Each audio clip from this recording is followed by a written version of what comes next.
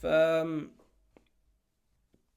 طيب، وبرضه يعني خلي بالكم من نقطة، ان يعني حتى لو هنبص على دي بشكل بعينينا كده، يعني هتلاقوا في حاجات غريبة. يعني مثلا النقط دي اللي هنا دي، هي تحسها غلط صح؟ عشان الحتة دي كلها برتقاني، وليه في ازرق هنا؟ دي بيظهر بوينت مهمة ولازم نبقى على طول عارفينها، ان ساعات بيبقى التريننج داتا نفسها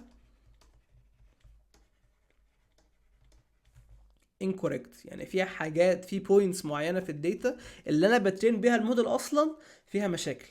وده وارد جدا، وده شبه على طول هيحصل لكم يعني عشان اي حد بيجمع داتا لحاجه طبيعي ممكن مثلا ياخد اكزامبل، يعني كميه الاخطاء. ممكن مثلا حد قرا المسطره غلط، حد جاله داتا مثلا من سورس غلط فحطها غلط. يعني في ايرورز كتير قوي ممكن تحصل وانت بتجمع داتا حتى على الويب سايتس. حتى لو يعني داتا مثلا جنريتد من كمبيوتر او كده، يعني بيحصل ساعات اخطاء برضو ككود او ممكن يحصل اوفر فلوينج مثلا في فاليو فيطلع رقم غير اللي هو الرقم الحقيقي كده يعني.